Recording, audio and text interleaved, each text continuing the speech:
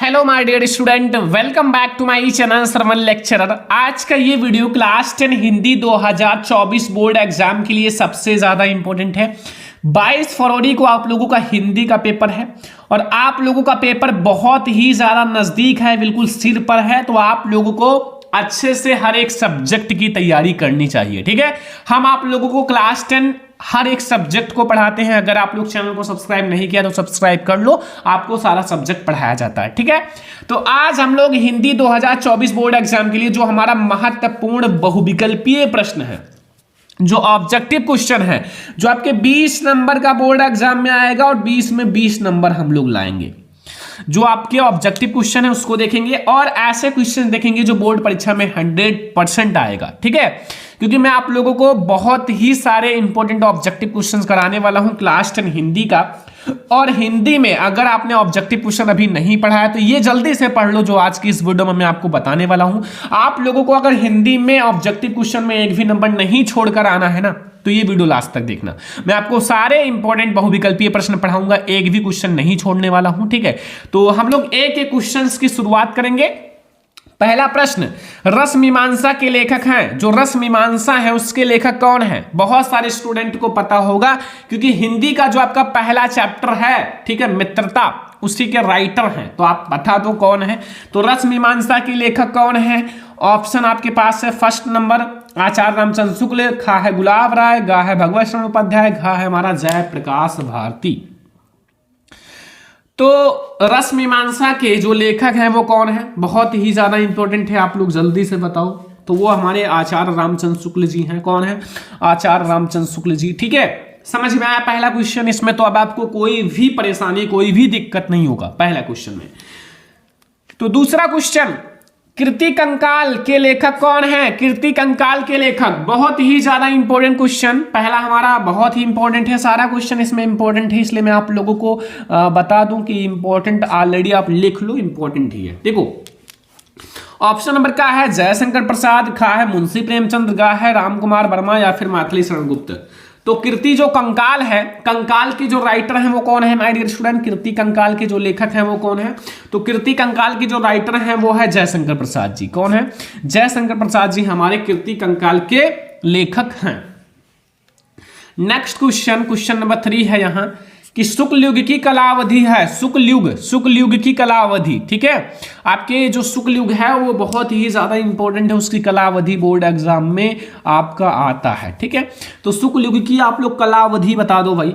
Option number का है 1850 से 1900 तक, खा है 1900 से 1920 तक, 1900 से 1938 तक, या 1938 से 1947 तक। तो शुक्ल युग की कलावधि कब से कब तक है? तो शुक्ल युग जो है वो 1919 से 1938 तक है। कब तक है? 1919 से 1938 तक, ठीक है। समझ में आया? नेक्स्ट क्वेश्चन देखो, पंच परमेश्वर कहानी के लेखक हैं। पंच परमेश्वर कहानी के लेखक कौन है? रामचंद्र शुक्ल जी, प्रेमचंद्र, यशपाल या राजेंद्र यादव। तो पंच परमेश्वर कहानी के जो लेखक हैं वो कौन हैं? वो हैं प्रेमचंद्र जी। कौन है? प्रेमचंद्र जो हैं वो पंच परमेश्वर कहानी के लेखक हैं, ठीक है। तो क्वेश्चन नंबर 4 तक समझ में आ गया, कोई दिक्कत, कोई कंफ्यूजन नहीं होगा। तो अब हम लोग देखते हैं क्वेश्चन नंबर 5। देखो क्वेश्चन नंबर 5 में आपसे क्या पूछ रहा है, बहुत ही इंपॉर्टेंट क्वेश्चन है कि उपन्यास जो भूले बिसरे चित्र के लेखक हैं। ये हमारा जो है किस विधा पर है? उपन्यास विधा पर है। तो ये जो भूले बिसरे चित्र है इसके लेखक कौन है उपन्यास के?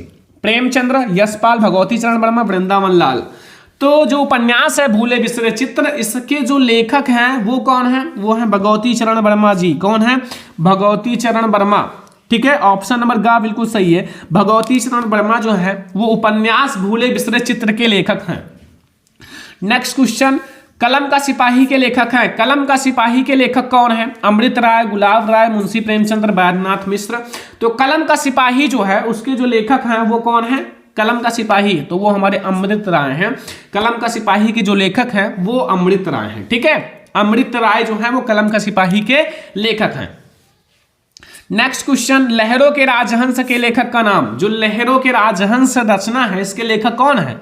लहरों के राजहंस, मोहन राकेश, प्रेमघन, गुलाब राय, रामधारी सिंह दिनकर। तो मोहन राकेश जो है वो लहरों के राजहंस के लेखक हैं। कौन? मोहन राकेश जो है वो लहरों के राजहंस जो है उसके राइटर हैं। तो क्वेश्चन नंबर 7 समझ में आ गया। क्वेश्चन नंबर 8 पे आ जाएं। देखो इसमें पूछ रहा है कि भगवत शरण उपाध्याय द्वारा रचित निबंध कौन सा है। भगवत शरण उपाध्याय, भगवत शरण उपाध्याय बहुत इंपॉर्टेंट है, सभी को ये पता होना चाहिए सारे क्वेश्चंस। भगवत शरण उपाध्याय का ठूठा आम है या ठेले पर हिमालय, दृष्टिकोण या नदी के द्वीप। तो जो भगवत शरण उपाध्याय जी हैं उनके द्वारा जो हमारा रचित निबंध है वो कौन सा है, वो हमारा ठूठा आम है। कौन सा है? ठूठा आम जो है वो भगवत शरण उपाध्याय द्वारा हमारा रचित निबंध है। ठीक है, तो क्वेश्चन नंबर 8 का हमारा का वाला ऑप्शन बिल्कुल सही है और आप लोगों को अच्छे से समझ में भी आ गया। स्मृति की रेखाएं साहित्य की विधा है। जो स्मृति की रेखाएं हैं वो किस विधा की रचना है, आपको ये बताना है। जो स्मृति की रेखाएं हैं वो हमारा किस विधा की रचना है। ऑप्शन नंबर का है जीवनी विधा, आत्मकथा विधा, रेखा चित्र या एकांकी। तो आप लोग ये भी बता दो भाई कमेंट बॉक्स में, जो स्मृति की रेखाएं हैं इसके राइटर कौन है। ये तो आप बता ही सकते हो कि नहीं बताओगे, बता दो यार। स्मृति की रेखाएं के जो राइटर हैं वो जल्दी जल्दी कमेंट बॉक्स में कमेंट करो। वैसे मैं आपको बता देता हूं जो स्मृति की रेखाएं हैं वो किस विधा पर है। ऑप्शंस आपके सामने हैं। तो स्मृति की रेखाएं जो हैं वो हमारा माय डियर स्टूडेंट संस्मरण विधा की रचना है। किस विधा की? संस्मरण। लेकिन हमारे ऑप्शन ही नहीं है तो अब हम क्या करेंगे, तो एक को हटाओ और यहां करो संस्मरण विधा, एकांकी को हटा दो। ठीक है, और यहां आप लिख दो संस्मरण, क्योंकि ये हमारी संस्मरण विधा की रचना है। ठीक है, तो क्वेश्चन नंबर 9 आप लोगों को समझ में आ गया। ठीक है, रेखा आपका जो है स्मृति की रेखाएं संस्मरण विधा की रचना है। क्वेश्चन नंबर 10, क्वेश्चन नंबर 10 पे आ जाओ कि निम्नलिखित में से यात्रा साहित्यकार हैं। यात्रा साहित्यकार कौन है? ऑप्शन नंबर का है जयशंकर प्रसाद, राहुल संस्कृत्यानंद, प्रेमघन या हजारी प्रसाद द्विवेदी। तो जो यात्रा साहित्य लेखक है ना वो हमारे कौन है माय डियर स्टूडेंट, वो है राहुल संस्कृत्यानंद। इनका पूरा नाम है सचिदानंद हीरानंद वत्सेन अज्ञेय। नहीं अज्ञेय नहीं, ये राहुल संस्कृत्यानंद अलग है, अज्ञेय अलग है। ठीक है, याद रखना। अगला ललित ललाम के रचयिता हैं, वेरी इंपॉर्टेंट क्वेश्चन। ललित ललाम के रचयिता कौन है? पद्माकर, मतिराम, भूषण या बिहारी। तो ललित ललाम के रचयिता कौन है माय डियर स्टूडेंट, तो वो हमारे मतिराम जी हैं। कौन है? मतिराम जो है वो ललित ललाम के रचयिता हैं। ठीक है, क्वेश्चन नंबर 11 तक समझ में आ गया। क्वेश्चन नंबर 12, केशवदास काव्यधारा के कवि हैं। केशवदास इन चारों में से किस काव्यधारा के कवि हैं? ऑप्शन नंबर का है रीतिबद्ध, रीति मुक्त, रीति सिद्ध या प्रयोगवादी। तो जो हमारे केशवदास जी हैं वो रीतिबद्ध किसके हैं? केशवदास जो है वो रीतिबद्ध काव्यधारा के कवि हैं। याद रखना रीतिबद्ध, यानी कि का वाला ऑप्शन हमारा सही है। तो चलो हम लोग देखते हैं नेक्स्ट क्वेश्चन। 13 नंबर क्वेश्चन ध्यान से समझना स्टूडेंट। 13 नंबर लिखा हुआ निम्नलिखित में से प्रयोगवादी के 2 प्रमुख विशेषताएं कौन सी हैं? प्रयोगवाद युग की हमारी 2 प्रमुख विशेषताएं कौन सी हैं? घोर वैश्विकता, यथार्थवादी आपका दृष्टिकोण, काखा दोनों या नारी के प्रति परिवर्तन।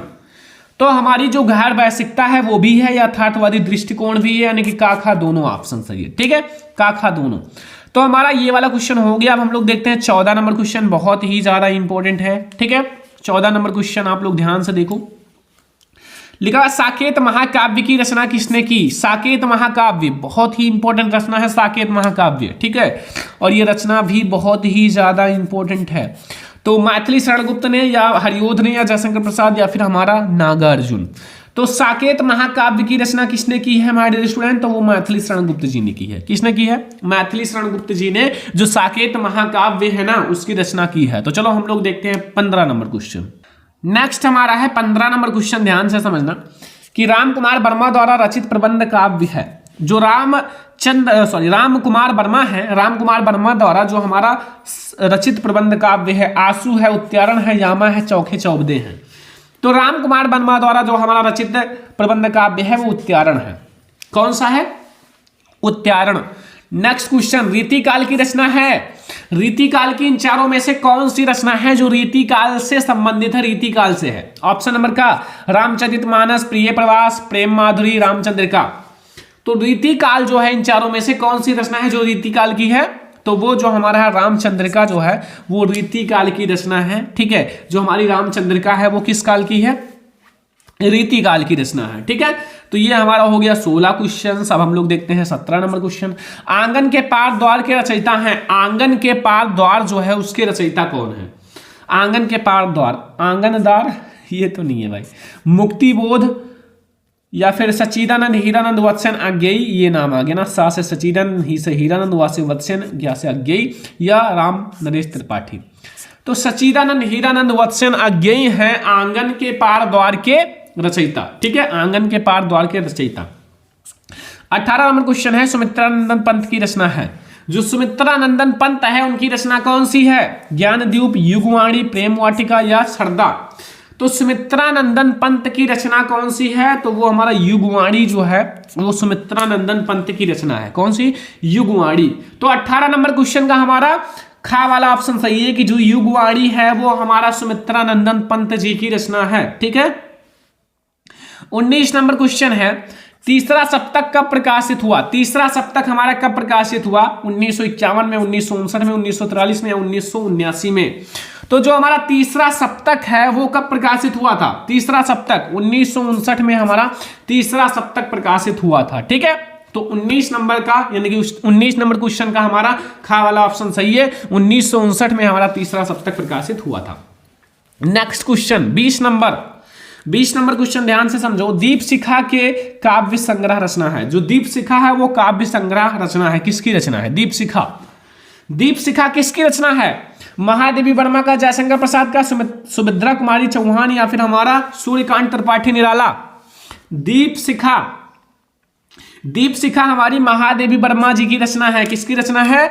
महादेवी वर्मा जी की रचना है जो है दीप शिखा। ठीक है, याद रखना, दीप शिखा जो है वो महादेवी वर्मा जी की रचना है। नेक्स्ट क्वेश्चन 21 नंबर, हंसी हंसी बाजय देखी दूल्हा दिगंबर को, पाहुनी जे आवे हिमाचल के उछाल में। इसमें आपको बताना है रस कौन सा है। हंसी हंसी भाजय देखी दूल्हा दिगंबर को, पाहुनी जे आवे हिमाचल के उछाल में, हिमालय के उछाल में। देखो यहाँ हंसी हंसी शब्द आया है, यानी कि हंसी हंसी का मतलब हंसना। ठीक है, तो हंसी हंसी शब्द आया है तो ये हमारा ना तो श्रृंगार है ना ही करुण है। श्रृंगार का मतलब होता है श्रृंगार करना, बट करुण का मतलब होता है शोक मनाना, यानी कि रोना धोना। वीर रस का मतलब होता है वीर, यानी कि बहुत ज्यादा वीर। लेकिन जो हास्य रस होता है, हास्य रस का मतलब होता है हंसना, और इसमें हम लोग हंसने की ही बात करते हैं। ठीक है, रस का जो अस्थायी भाव है तैयार कर लो। जैसे करुण रस का शोक है और हमारा हास्य रस, यही दोनों आता है। हास्य रस, करुण रस, हास्य रस का मतलब हास्य है। ठीक है, नेक्स्ट क्वेश्चन, हरिमुख मनहु मैंक पंक्ति में अलंकार है। हरिमुख मनहु, अगर मनहु जनहु मनो जनो ये सब शब्द आ जाए ना, याद कर लो, अगर आपका मन मानो जन जानो मनहु जनहु ये सब आ जाए तो वो तो ना तो रूपक अलंकार होता है, ना तो उपमा अलंकार, ना ही अनुप्रास अलंकार। वो सीधा हमारा उत्प्रेक्षा अलंकार होता है। कौन सा? उत्प्रेक्षा अलंकार। ठीक है, 23 नंबर क्वेश्चन, जिनके आगे ठहर सके जंगी न जहाजी हैं ये वही प्रसिद्ध छत्रपति भूप शिवाजी। इसमें आपको बताना है कौन सा छंद है, रोला है कि कुंडलियां है कि सोरठा है कि दोहा है। जिनके आगे ठहर सके जंगी न जहाजी हैं ये वही प्रसिद्ध छत्रपति भूप शिवाजी। तो ये कौन सा छंद है? ये हमारा रोला है। क्या है? रोला है। ठीक है, बहुत इंपॉर्टेंट है। रोला सोरठा इसी में से ही आएगा, तो रोला और सोरठा तैयार कर लेना। ठीक है, 24 नंबर क्वेश्चन, ये तो बहुत ही आसान है, तो सभी बच्चे बता देंगे। वह कब लौटेगा? वह कब लौटेगा अर्थ के आधार पर वाक्य का भेद बताइए।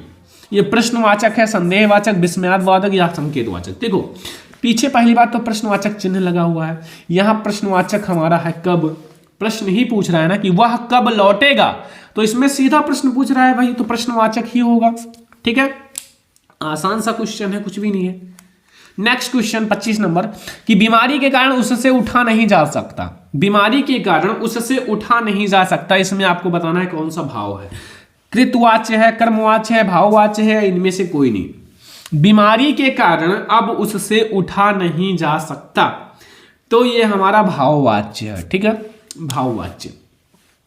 जितना क्वेश्चन मैं आपको बता रहा हूं ना वो सारा आप तैयार कर लो और आप लोग नोट बना लो। एक छोटा सा हिंदी का नोट में आप क्या करो, ऑब्जेक्टिव का जो मेन है वो नोट करो, गद्यांश पद्यांश थोड़ा थोड़ा, ठीक है, निबंध जो भी आपके इंपॉर्टेंट जीवन परिचय हैं। जब आप उसको नोट बनाओगे तो आपके माइंड में वो नोट बनता जाएगा और फिर आप बोर्ड एग्जाम में जाओगे और आप वहां फटाफट फटाफट करके आओगे, एक भी नंबर नहीं छोड़ कर आओगे। ये ध्यान रखना जो मैं आपको बता रहा हूं।